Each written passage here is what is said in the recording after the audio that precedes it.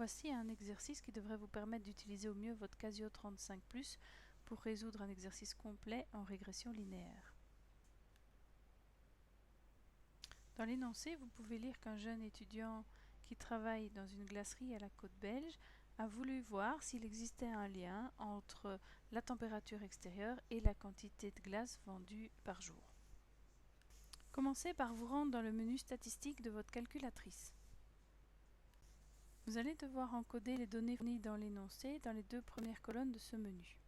Mais avant tout, il serait bon de nommer les différentes colonnes afin de s'y retrouver.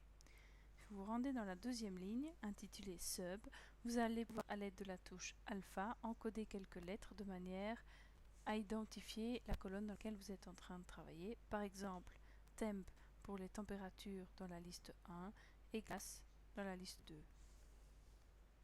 Il est maintenant temps d'encoder les données fournies dans l'énoncé. Nous allons recopier dans l'ordre du tableau les différentes températures dans la liste 1 et les différentes quantités de glace vendues dans la liste 2.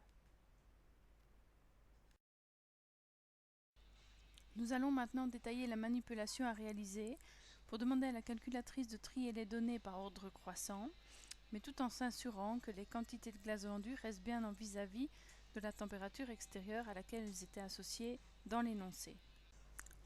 Dans le menu situé sous les listes, vous devez vous arranger pour que tout apparaisse en F1. Si ce n'est pas le cas, appuyez sur F6 pour faire défiler les onglets principaux. Cliquez enfin sur Tool et ensuite appuyez de nouveau sur F1 sur SRTA. La calculatrice vous demande combien de listes vous voulez trier. Ici, il s'agit de 2. Quelle est la liste de base? Eh bien, la première. Et quelle est la liste associée? La seconde. Vous appuyez sur Exé. Un petit coup d'œil nous permet de nous assurer que les deux listes sont bien triées par ordre croissant. Donc nous commençons à 21, ici jusque 24 et ainsi de suite. Et en face de ces valeurs, nous retrouvons les valeurs qui étaient bien fournies dans l'énoncé, à côté de 21,3 degrés, les 57,8 litres de glace, et ainsi de suite. Un petit retour en arrière avec Exit pour faire réapparaître le menu de base qui commence soit par Tool, soit par Graph.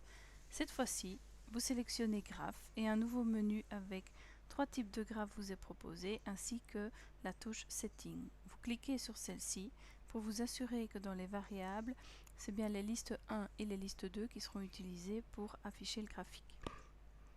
Vous retournez en arrière et vous sélectionnez Graph 1 pour faire apparaître le nuage de points.